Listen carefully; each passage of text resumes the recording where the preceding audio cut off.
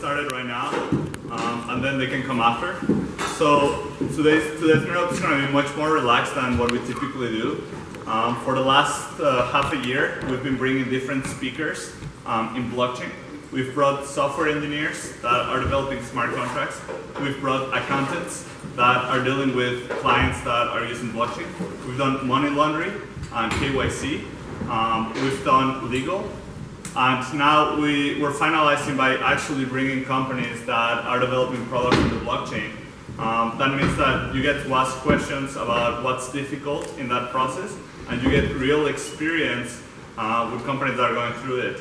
Not everything, like the media paints a very nice picture of what's going on, but in reality it's much more difficult to start a company in blockchain. This is also going to be our last event of the year. One of the big reasons for that is that I just started a new company in the blockchain space, and we started getting investment right now. So I figured I need to focus a little bit on growing that company before I continue to do this. I mean, there's some benefits to that. We're getting into an accelerator in Toronto that focuses on blockchain and artificial intelligence. So we're going to be bringing better events, better people when we resume in January. So back in winter, we'll start the meetup again. But I thought this would be a good opportunity for you guys to meet part of the community and what they're doing in the space. And then from there move into building something nicer in 5 or 6 months. So I guess I was going to start with a big introduction for each individually, but I think we're going to change that format as people come in. Maybe you guys can get started in what your company is doing, who you are, and then we'll move into kind of like questions and make this like pretty casual fireside conversation. So why don't you guys start by kind of like introducing a little bit of what you do, when it started, and I guess the relevance right now with the World Cup. I guess there's gonna be some cool relevances. So like, I guess you can start with your story. Okay, thank you. Yeah, so my name's Tim McCullough, and I personally, our company is called Mivu, and it's peer-to-peer betting on the Ethereum blockchain, and uses smart contracts that are on the Ethereum blockchain, and all the betting originally will be done in Ether, because it's more popular than our token. And so I originally became involved in the project a little over a year ago, and at the time I was just doing some VR development on my own, so I didn't really have a ton of experience in blockchain per se, but I had experience in development, and I thought the idea was really, really interesting. It was brought to me by my co-founder, who had been sort of pursuing it for almost 3 or 4 years. He had the idea kicking around in the back of his head, but he didn't even know quite how to bring it to fruition until he learned about Ethereum actually from a former classmate of Italic's, whom he just happened to know. And then he told me about the Ethereum development meetups and sort of got into how it was the perfect use case, peer-to-peer betting with the blockchain and smart contracts and so on. So I'm the co-founder and the chief technology officer of Mivu, and we have right now a working sort of test beta platform. And we're not live on the mainnet yet, but that's a bit about sort of where we are. I'll pass it to Hussein. So I'm Hussein Ali. I've been working with Mivu for about 3 months now, and mainly I've been actually working on the front-end development and the user experience of the website. So I guess one of my first questions would be, why blockchain? There's multiple ways to do databases that are way easier and where you can actually do changes if there's hacks and errors and mistakes. So why would you do that platform like that, or a betting system on the blockchain? So one of the main reasons would be that to set up a betting system with the traditional route, you would have to go through all sorts of regulations in terms of payment processing, holding people's money, holding people's data. By using the blockchain and sort of distributing the business logic and having people's funds and all of that data actually on a decentralized network sort of spread across. We're not actually holding that personally, right? So we're not liable if something goes wrong. And with regards to upgrades, we were writing the smart contracts in such a way that they're modular. So if one part is broken, it can be swapped out for whatever fix we happen to need to slot in there. So there is a way to do it in an upgradable fashion. So the idea is that you would have a smart contract that is essentially a bunch of pointers to other smart contracts that you can hot swap as mistakes are found, kind of stuff. Exactly correct. Yeah. I see. When did you start with this? I mean, I've heard a lot of different people doing different parts of blockchain over time. So I guess I'm curious, when did you have the idea of developing this, and was that idea after the blockchain or before the blockchain? AKA, did you first attempt to do this without the blockchain? So, not myself personally, but my co-founder Kelvin had the idea prior to knowing about blockchain and thinking about this as a use case. And he did pursue, to a certain degree, the traditional route of establishing a peer-to-peer betting company with no cryptocurrency involved. And he immediately discovered like the really big hurdles that you have to overcome in terms of regulation. And the startup capital is ridiculous. Even in a peer-to-peer model, you need a lot of capital to get set up there and to be able to support that. So by using the blockchain, it cuts a lot of those costs, and it also cuts out unnecessary middlemen for the actual user, because then they don't have to go through, if they're already in the cryptocurrency ecosystem, they don't have to go through a credit card processor or a bank or whatever to start using our platform. They just have to have the Chrome extension, MetaMask, or potentially using the Brave browser, which has that inbuilt. So I guess this is a good time to start talking about that. Can you walk us through the user experience? Because how many people here know what MetaMask is? Okay, a good 60-70%. Okay. So maybe walk us through the experience of the platform. Sure. So for a typical website, you would come on, and if you're not already a user, they give you an optional login, email, password. Lots of websites do, Facebook, Google as well, other social media sites. So what MetaMask is a Google Chrome extension. It allows you, it's a wallet, basically. It allows you to create addresses that you own, and then when you come onto our site, as long as you already have yourself logged into this Chrome extension, you don't need to create a username and password. Like we'll allow users to create, say, a persona because it's more fun to personalize things, but they'll be immediately logged in because the MetaMask is already logged in, and so that's something that's really, I think, cool. It's really seamless that a typical website can't really have that I know of in terms of like payment technology over the internet. I mean, you can have your credit card numbers pre-stored in your browser, but that's not really the same thing. As sort of giving you this identity, logging you into a website, and having your value ready to transfer all in like one go. So that's how sort of the user would come onto the website. And then in terms of using it, you can imagine kind of a typical online betting platform if you've seen one before. But the main key difference, of course, would be that when it comes time to place the bet, you're actually interacting directly with the blockchain, well, somewhat indirectly, but because you're basically packaging up data saying this is the bet I want to make, and then you're sending a transaction with that data to the blockchain, and you're encoding it, right? And then it becomes basically a part of the public ledger, and you're confirming that with your MetaMask a wallet. So it's a completely different sort of paradigm than the typical, I'm going to fund my account with my credit card, and then it's just one click. It's an extra click at the betting step to confirm, but the rest of it is more seamless in terms of getting your payout and the lack of payment processors and third parties that are inefficient and unnecessary now at this stage. So essentially the way we work is I would create an account, potentially with my real name. Do I have to use my real name or not really?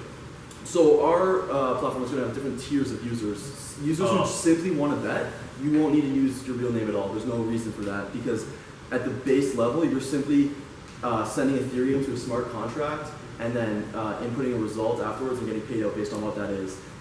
So to actually just do the straight up betting, that's not needed at all. It's our second tier, which we call oracles, and these are going to be verified users who actually input the results of different events, which is how we sort of decentralize our source of truth. We're not relying on a single repository of information. So you have a reputation system effectively for the oracles. Exactly. That will validate whether or not some gaming event happened.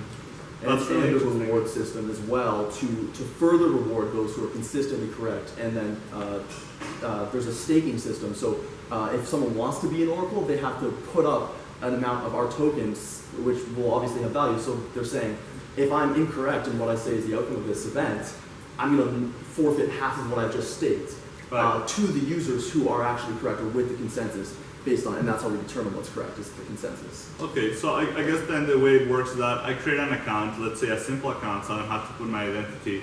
I bet on the outcome of some sporting event or some type of event.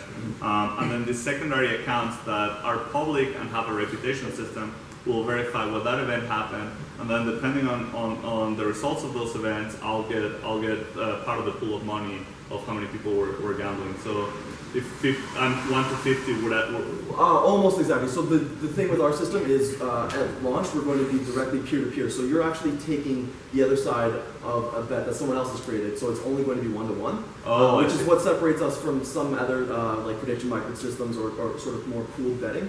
And we will be adding pooled betting down the line for sure. It's not very difficult to do, but just at the start, we like the idea of straight up matching. Our name is Mivu, MeVU. It's to bring out the spirit of competition directly between people, and that's why we give users the ability to personalize. We're going to have a leaderboard, right? And we want people to be like to want to get to the top of the leaderboard and to have fun because it is gamifying it a bit. Makes sense. And by the way, that's the website, I guess, would be Mivu.bet. Mivu.bet. If you guys want to check it out. What are one of the biggest problems that you face right now doing blockchain? I mean, people talk about, or they used to talk about how easy it was to fundraise, but what's the real side of that token? What does that really look like for a Canadian or a Kitchener-based startup? So I think it used to be a little easier than it is right now. There's a lot more scrutiny right now, definitely. And in terms of the legal status, we've gotten multiple opinions, and we're actually not going to be offering our token to American residents or to Chinese residents simply because we don't think their system is really worked out enough or they've said clearly enough one way or another how they stand on that. So you believe the OSC was more clear than the SEC? We're actually, for Canadians, we're using a SAFT offering. We're not doing our typical route.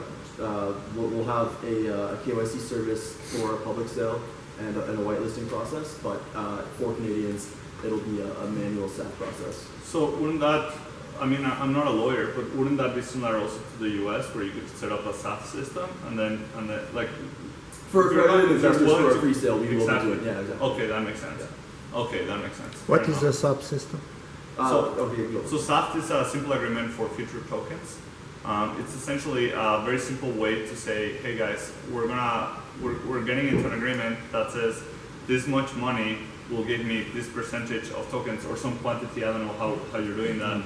And typically there's multiple ways to go about it. One of them is to say, we'll pre-sale these tokens to you, and then once we do an open sale, you'll also get a portion of that. I don't know exactly how you guys set it up. Different people set it. Exactly. I guess you can talk about how. Well, and you can also do it differently with different people, depending on how they might want to structure it. If they're willing to invest a large amount, it's sort of a negotiating. Yeah, it comes from.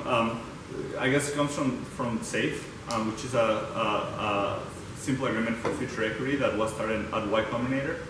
It's a one-page investment or 1 to 4 page investment document that would say, hey guys, because you're too early to know the valuation of your company, instead I'll give you money today, but then the next time you raise money at that valuation, I'm gonna get your percentage based on the second evaluation. So I'm not gonna evaluate you. I'm gonna give you a small amount of money right now, and then the moment that you do the second fundraising, that's when I'm gonna get part of the money. So that's where it came from. That's the Y Combinator intent, and that's because people were spending a lot of money and time to get an early investment, and they're like, this makes no sense. We're too early to even be evaluated. So similarly, SAFTs develop as a result of very early stage companies that are tokenizing their systems and are trying to sell them. Very interesting, guys. So what stage are you right now? What stage is the product right now? When are you planning to launch? Are you launched right now? No, so currently we've done a closed beta on a testnet with our smart contracts, and that went well. And we don't want to launch publicly until we've done a thorough audit of the smart contracts. Obviously, we don't want to risk people losing real money. So right now we're currently developing a more polished front-end platform to do a more public launch with our token sales sort of in the near future. We think it's going to happen in the fall. And then from there, people will be able to use the platform at the very least on the test network to get an idea for how it works. And then once the audits are complete, we'll transition to the main network, and we'll already have the platform in place in terms of the front end because that's what we're working on right now. Makes sense. Now, I just probably seen the markets for cryptocurrency have been going down. Is that currently a concern? How are you planning on dealing with that? Only a concern in terms of fundraising if our funds are all raised in crypto at the moment. Yeah. seeing as our platform directly interacts with the blockchain, the lower value of Ether actually makes it a bit cheaper to use our platform.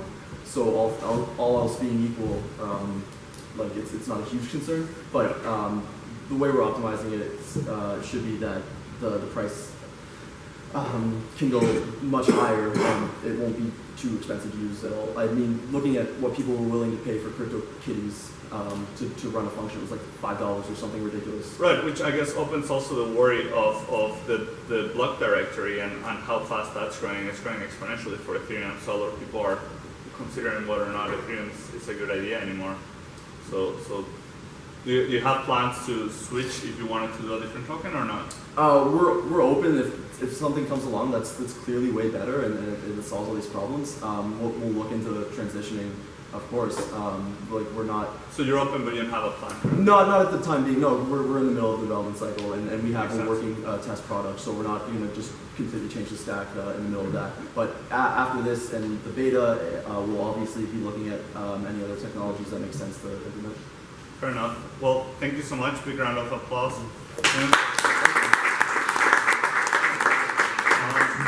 And I guess right now that we're opening the conversation to different cryptocurrencies, Calvin, why don't you kind of talk about your company, what you guys do, and why you're late? No, I'm just kidding. Yeah, we had a meeting with an investor, but it went a little bit longer than expected.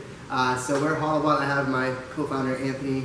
Anthony, come over. Come sit in the front of the room. So we're Holobot. We are helping people put their cryptocurrency investing on autopilot. And basically we have software that works on top of the exchanges you're already using to diversify your existing holdings into a preset long-term strategy. So when we were first getting into cryptocurrency, it was difficult in terms of choosing the strategy. And one of the things that Anthony particularly wanted to do was index the top 20 coins in a simple software solution. So we launched 3 months ago with a simple top 20 index, similar to C20 if you guys have heard of that. And in 3 months' time, we've gained 500 customers and diversified nearly $2 million in assets. Currently, we're working on basically a platform that allows you to create any strategy and then automate it in terms of the automation of the rebalancing periods. Now, guys, before we move forward, I just wanted to let you know there's a camera, so we're Cool. filming this. So I hope you guys are cool with that. Yeah, I'm cool with it. It didn't look as good as I wanted to, but So this might end up in YouTube just Sure. in case Yeah, that you no know. problem. Sure. But that's wonderful. So I mean, when it comes to indexing cryptocurrencies, there's probably a variety of solutions already out there. So why did you decide to do this? Maybe there's not a lot of variety of solution, or what's different from what you're doing. I mean, it's a very, very interesting timing right now. So why don't you walk us through your logic why you decided to build this? Yeah, sure. So one thing is we want the users to own the underlying assets themselves. So we don't want to, put it into a fund where, they have to, put some money into a container, and oftentimes that container comes with a speculative layer. Right. Like for example, C20 that trades above and below the net asset value of the actual coins in the index. So we want to give that and give users ultimately flexibility and control of basically owning all the assets and doing whatever they want. And second of all, like Calvin said, like we started with just the the HODL 20 index, which is the top 20 index by market cap. But we're basically building a platform to make it so it's extremely flexible to create any index on top of it. So we'll have the HODL 20 index, but then we'll move on to add indexes like the Bloomberg index that just recently came out and things like that on top of the platform. So would that open the possibility to maybe also trading futures and other derivative assets that are not directly the price of cryptocurrency, will make prediction markets and shorting? Yeah, I think that's a good question. Right now, we support Binance as the primary exchange, and they don't have any futures. But that's something that we're looking for in the future because that can support some more interesting strategies, like a barbell strategy. You've heard of it, which is basically like buying really low risky assets and then really high assets, and then not having like the middle parts. And you basically need to do that by having futures and options. Right, keeping something safe and then something for high return after. Yeah, Makes sense. yeah. That's very interesting. What are challenges that you guys find in developing a company like this in Kitchener-Waterloo versus other regions? Yeah, we actually really like Kitchener-Waterloo in terms of having company. Like right here, like we feel like there isn't like an insane amount of hype, and we can like really be focused and really work on our product. Right. Also, like the cost of living is super low. So as Right. an entrepreneur, when you're just starting out, you know, like we could basically bootstrap the whole way and like not have to pay like $2,000 for rent. How many? Yeah, exactly. And that brings me to something for the audience. How many of you are thinking or currently working with blockchain in your own enterprises? How many of you guys? Okay, so about 80% of the audience right now is thinking or currently working with blockchain. So I think that's really good news. I mean, over the last 6 months of these events, we've something that unfortunately I've really enjoyed, well not enjoyed, I don't know if that's the right word, but as the price of cryptocurrencies has lowered, the people who come to these events are way more focused on the tech and less focused on the hype. So we've seen a big filter of the audience becoming people who are actually interested in the underlying developments other than just the hype. So I think that's an interesting combination. And because you guys are running an index, I guess you guys have a similar problem where, I mean, people join your platform to make money. So right now it's difficult to make money from crypto. So yeah. So like for some reason we actually haven't seen a large fluctuation in terms of. I mean, maybe it's because we weren't up during like, you know, December, November, and January when the bull markets were really running with it. But we still see like even with the bear market, we get a lot of people who are signing up. Right. And the overall mentality is that, you know, similar to ours, which is like we don't really care about the short-term fluctuation of like what, you know, cryptocurrency is going to go. Like we're technologists who believe in this, you know, core tech and think it's going to be valuable as an asset class. So like the short-term volatility doesn't really bother us, and awesome. And also like a lot of our users are also like finding to stick with that. Well, they're probably trying to make money over years as opposed to months, right? So they probably see this as a blip of the amount of time that they want to spend on doing it. Yeah, and another thing is like it's really hard to time the market. Like if you look at just traditional equity, like 95% of active traders like underperform indexes and things like that. Right. So I mean, it's really hard to say, okay, you know, this is the time I'm going to get in. A ton of our users just like dollar cost average, and they say, okay, you know, I'm just going to put $200 towards this index every you know month or so, and then like I won't look at it for a really long time. Right. So, yeah, makes sense. Well, guys, I guess without further ado, I'll open the floor for questions because these guys are really, all of these people are very interesting. So I'm curious to know what you guys want to know about starting a blockchain company here. Yeah. What steps did you go through in validation and testing your initial MVP? I guess we can start with. Is that for everyone? Is that for everyone? So I guess we can start there and then go back. So, stages in terms of what exactly, like the development stages and like testing our product. When you had your minimum viable product, how did you validate it with the market? What process did you go through to test it and gain leverage enough to roll over? So at the moment we actually just had a closed test, so just family, friends, just on the Rinkeby testnet. So it's actually not even on the main Ethereum node at the moment. Okay. That's it. So okay, you just tested it with family and friends. Pretty much at the moment, yes. At the moment, yes. So just that closed test. Yeah, in terms of what we did, we think like basically like growth is a really great way to validate your initial idea. And a lot of the times it's actually good to do that without even building your product in the first place. So what we did is we thought of the problem, it's something that like a problem that we had ourselves, and then we just built like a magic landing page saying like, oh, this is the product, this is what it does. And then we shipped it in a bunch of like small indie, like niche communities, like indie hackers, which are a lot of like makers and like solo entrepreneurs, and as well as Hacker News, which is the Y Combinator kind of Reddit style social media forum. And we just got like 500 signups in a month. And then after we had that, we're like, okay, like this gave us the confidence to work on the real thing and develop the actual MVP. And I think like that's actually a really good way to do it, because like if no one likes your magic landing page and no one's willing to sign up for it, then you've kind of struck out. So like why even bother like wasting the time to build it, right? Especially if your focus is on those like, you know, consumer users who you know are pretty like picky and like, you know, they might just not like the idea that you have, right? So it's good to validate that ahead of time. And then in my case, we started a platform essentially without blockchain at all. We just tested with our own internal database, and then we tested, okay, are users using this product? Because we didn't want to go through the risk of actually implementing blockchain at the beginning, because we find blockchain to be a very expensive product to start working with.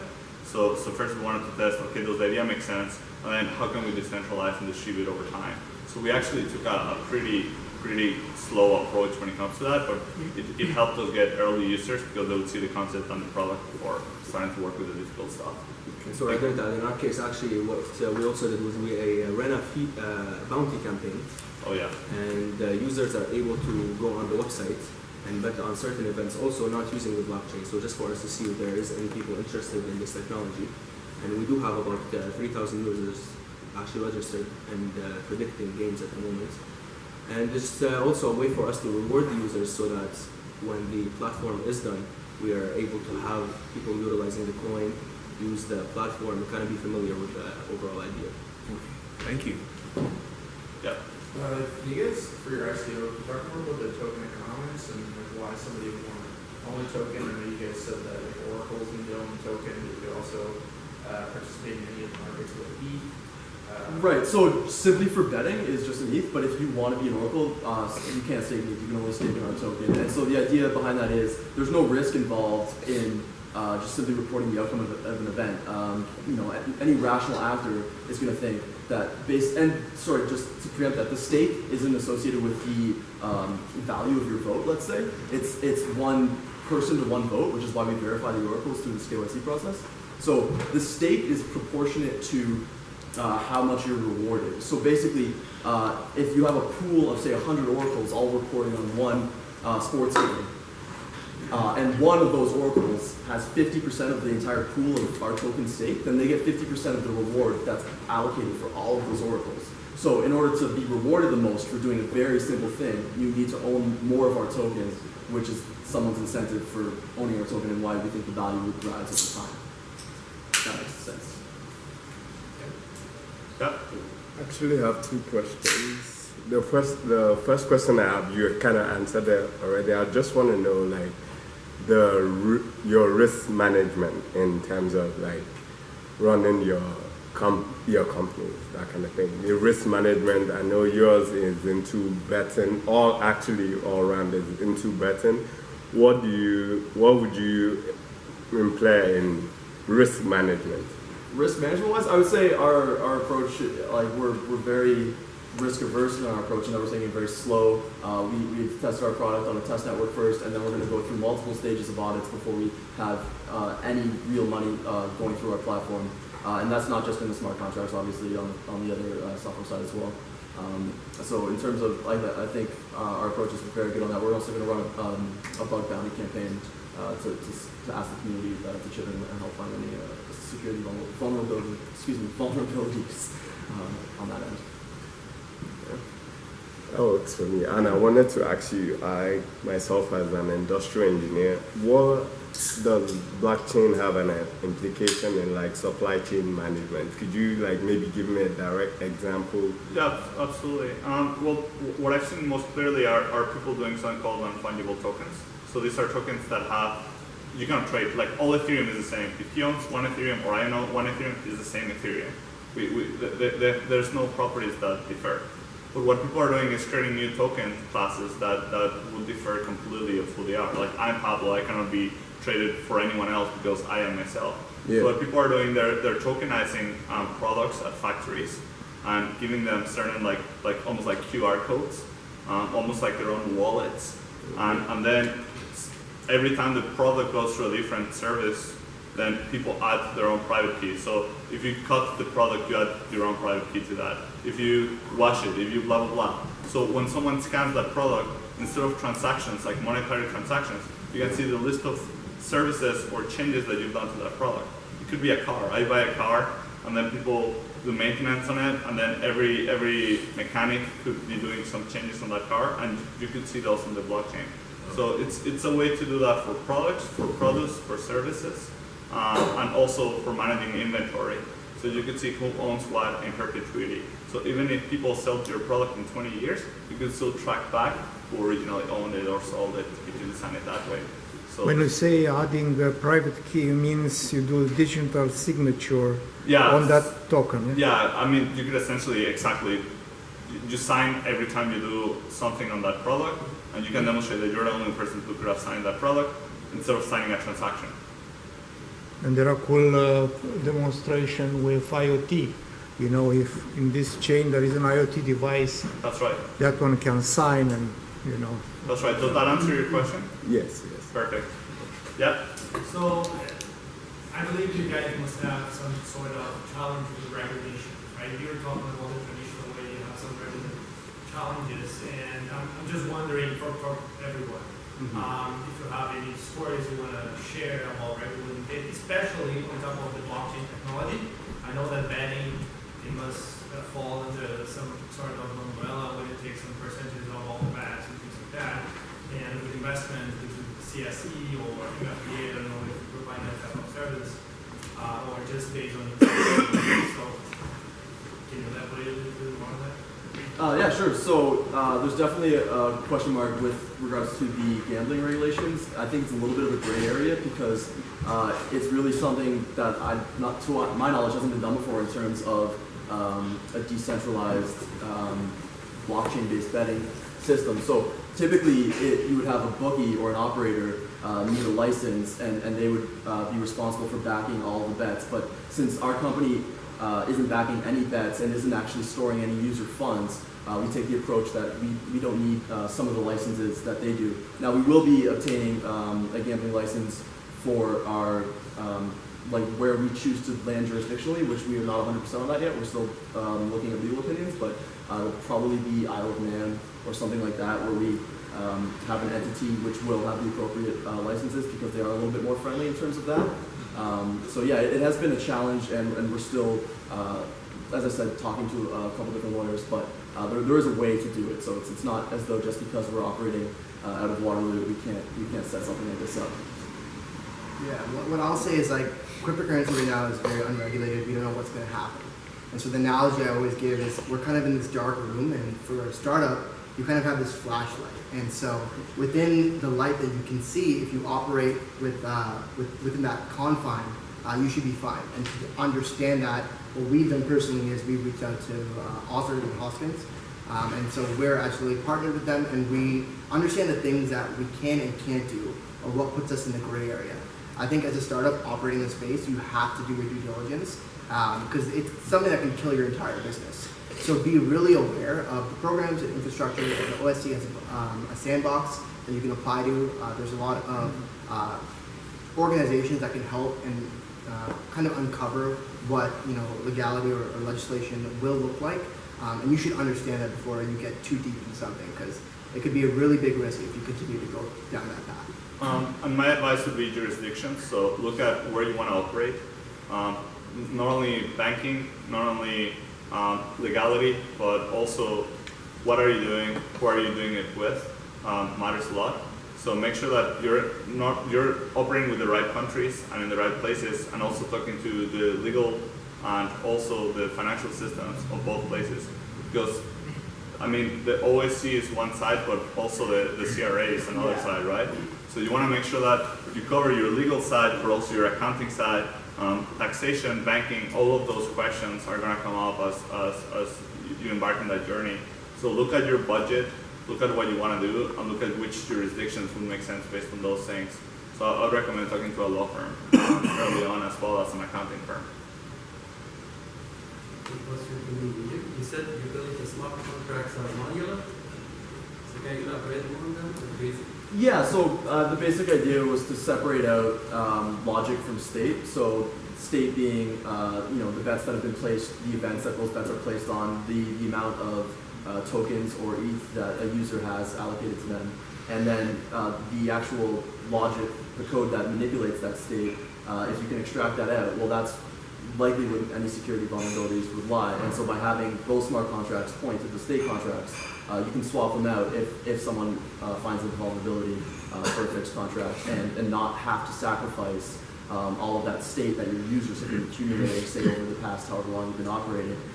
So I think that was the biggest part of that for me. And then I also, because of the block gas limit as well, the amount of functionality that we wanted our app to have and our platform to have required that I split up what the smart contracts were doing, simply just to get them deployed. Tim, do you want a different drink? No. I have iced tea and I'm fine. All right. All right, guys. Next, they'll answer your question. Yeah.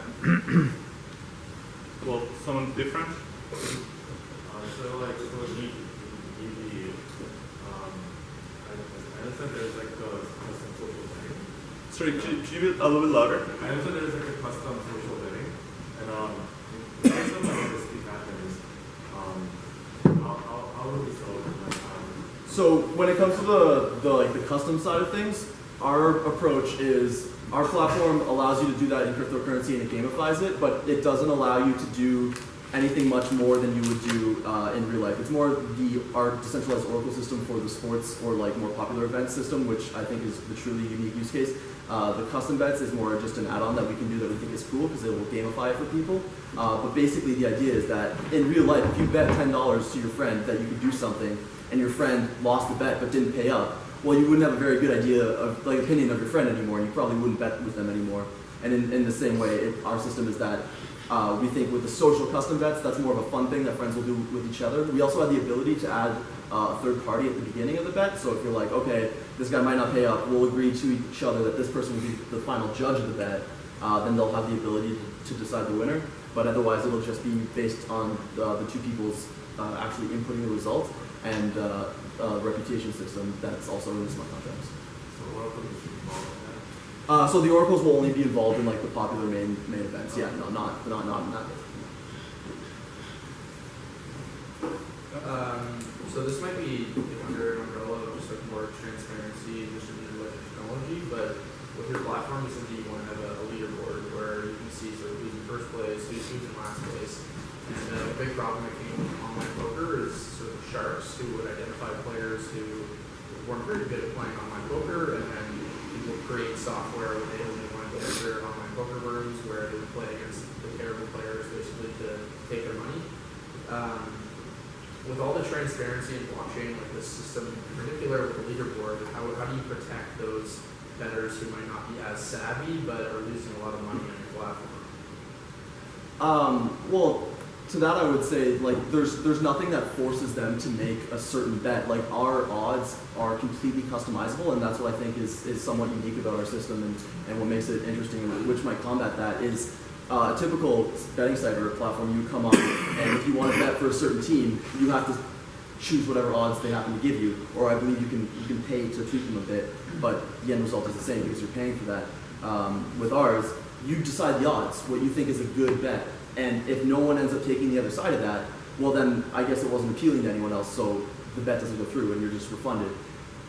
So in that way, I think it's really difficult to take advantage of somebody if they're the one choosing what to do every time. Like you can only go so far stopping someone from making a really bad bet. Like, you know what I mean?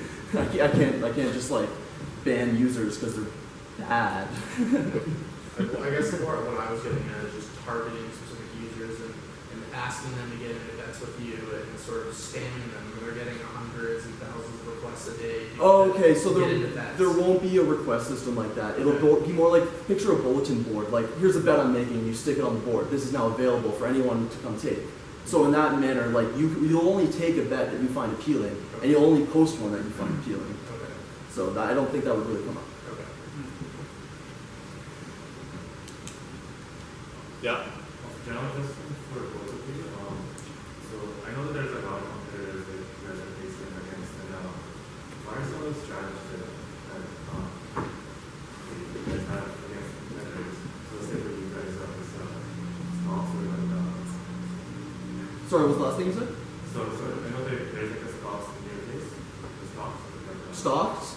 Oh no, so what we're doing is our, I would say our unique sort of selling point is our decentralized Oracle system for results, and that users can earn value simply by possessing our token, staking it, and then inputting results. So it'll be incredibly easy to do, and it'll decentralize the source of truth on our platform, and it'll get users interested because it's just a way of earning money for performing a very simple service.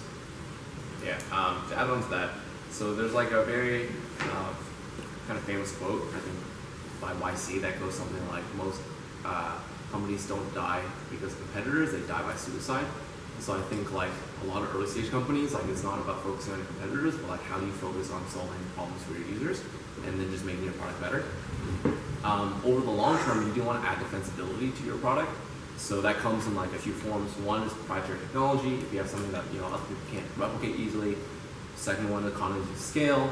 Another one is network effects, and then the last one being brand.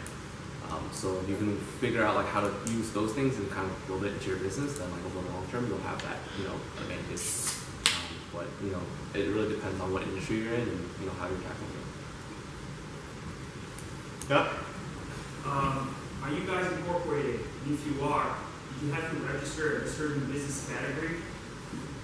So we are incorporated currently as an Ontario company, but that is not the entity which will operate our token sale, for example, or likely not the actual website, like the gambling website per se. So we didn't slot sort of into any category because of blockchain tech for an Ontario company. We just call ourselves a technology company because we're creating the actual technology which we will then license to another entity which will be associated with us, obviously. Yeah, and we're a Canada Corp. Our general counsel is not here, so I don't know if we actually fit into a category, but we're classified as fintech in terms of what our lawyers represent us as. Thank you. Do you censor the type of events that people can bet about? How you deal with not so moral bets, Sorry, what kind of bets? Moral, like morally questionable bets? yeah. So for the time being, at launch will be just sports, so we're not going to have that issue. If someone wants to do a morally questionable social bet, well, they could do that in person anyway, so our platform's not going to screen for that. But in terms of like the Oracle supported social bets, or like sports bets and popular events, no, we won't have the ability for morally questionable bets to be placed on the platform, or events, sorry, to be placed on the platform. So like that won't be an issue. So you're not concerned about regulation? If there are some jurisdictions that will not allow to have bets that are no moral, yeah? Right, but I'm saying that won't be a concern. I mean, maybe on the social side of thing, if that's what you're saying, in terms of like the custom bets, but those won't be publicly available or viewable. Oh, okay. So it'll just be, it's in the same way that you could just do something morally questionable off on your own. Like, if it's not publicly viewable or available, I don't think it's a concern. So you're saying you're not concerned about competition, yeah? Who isn't concerned about competition in general? But I think we have some really good users selling for sure. Okay. That's awesome. And I guess I wanted to ask you guys, just a general question about the Kitchener-Waterloo area. I mean, especially in terms of investment. What has your experience been so far? Both of you guys are companies that are currently fundraising. So I'm curious about what your experience is so far in fundraising in the area. A lot of people have told me that's one of the downsides of Kitchener-Waterloo. I guess a lot of people here would be interested in that as well. What does the environment look like right now for KW companies that are looking to fundraise in blockchain? So for us, the most interest locally we've gotten has been more Toronto, not actually in Kitchener-Waterloo. I don't know if that's specifically what you meant. But the actual bulk of our funding has come from international interest, actually. So in terms of like local funding, there hasn't been, I wouldn't say a ton of. When you say internationally, you mean multiple countries? Or the US primarily, or? No, actually, yeah, just been a smattering of countries. My co-founder has been taking meetings from like various people all over the world, and lots of people have been interested, but locally, not so much, unfortunately. Yeah, I think that Kitchener-Waterloo is a really interesting area, especially for American investors. And it's kind of like the Canadian Silicon Valley. So if you are fundraising, I think it's really interesting to connect with VCs. We were recently part of Corridor Demo Day where we got to pitch. It was a large investor event, and so we got a bunch of meetings set up for that, and we're kind of going through that. But I think that, yeah, it's actually a good area to be in as a company. I would say it's probably the best area in Canada to be in because it's small in terms of building a company. You are able to dominate the ecosystem more so than you would be able to do so in Toronto. Right. And you're able to build your name to a larger scale in a shorter amount of time in terms of getting to the PR and media outlets. So I think that it's actually a really, really good place for a blockchain company. Also, obviously, Ethereum and Vitalik being from this area, that's also another good indication that this is a prospering environment for startups. Now that opens a second question, which is a lot of people talk about Waterloo being really strong for tech. But unfortunately, it's also very well known that software engineers are very difficult to actually get in the blockchain space. Right. So what are you guys currently doing about that? Excuse me. So I found a couple of University Waterloo students actually at the Ethereum developer meetup that's run out of the University of Waterloo. And so I've got a couple of them on the team helping out. But in terms of more full-time blockchain developers, we're going to be looking probably at a talent agency or something like that nature. So you're actually going to pay people to help with that? Like if we have like the funding at that stage, yeah. Yeah, I see. I would say for like early stage, it's like if you're technical co-founder, like you should know a lot of people, and like they should connect you with people that are interested in working with your project and have the right skills. It's like that's not something you should really worry about. But like I do understand that Waterloo does have an issue with social talent once you grow larger as a company. I think part of that comes from the pay differential between what you make in Silicon Valley versus what you make here. Right. So I think like if you're a company, you're serious about attracting talent, I would recommend that you seriously put skin in the game and actually offer like a comparable salary so you can get someone that's like really good and talented, right? So you're saying, hey guys, let's be fair, let's raise more money, and then let's start paying some real good salaries. Yeah, Let's bring some good people. I like that. I think that's a good concept. Yeah. Other concept that I've seen a lot is also getting really good developers, may not be necessarily blockchain developers, but maybe close to the area of either crypto security or cryptography, and then getting those to go into blockchain might be easier than actually getting blockchain developers directly and trying to. There's also a little bit of hype that you have to pay for there. Yeah. And we've seen that as problematic. I agree. Like a lot of blockchain developers, are self-taught in some kind of capacity, right? So like, I mean, so if you find a really good engineer with really good technical skills, like and they're interested in it, like I'm sure they could ramp up and figure it out. Right. I guess I'll continue the questions. I would like to follow up that question about like what kind of talents like a company in early stages needs. Like if I am, for example, I am a computer scientist, right? Like my background is in Java developer and stuff like that, but I want to go inside the blockchain now. What is kind of like the needs that the industry needs from me for being able to train myself into that? All right. I would say knowledge of. For me, I'm using Solidity to program smart contracts, so working knowledge of that would be extremely helpful, but also a deep understanding of how Ethereum works and the actual Ethereum virtual machine, because if you're just writing Solidity code and you don't even understand the underlying bit, then it doesn't tend to work out too well. You do a lot of bug fixing. So I would start with, like a fundamental understanding and then work up to the different languages that you might need to implement that actually compile down to the EVM code. Yeah, I would also say like I find that like technical co-founders and like non-technical have like opposite problems. Like technical co-founders sometimes are like too much into the code and they like don't look at anything else and they're just like, okay, as long as I get code, I can like build a business, and like that's not true. So if you're a technical co-founder and you know how to do that stuff, I would worry about like the other aspects, how to build your team, how to get your product out to initial adopters, and like really own that side of it. I think the whole idea of just expecting to just like build a project and then ship a white paper and then suddenly get a bunch of fundraising, do an ICO and get like magical users, like it's just like a fairy tale, doesn't really exist. And if it does, it's not a good story.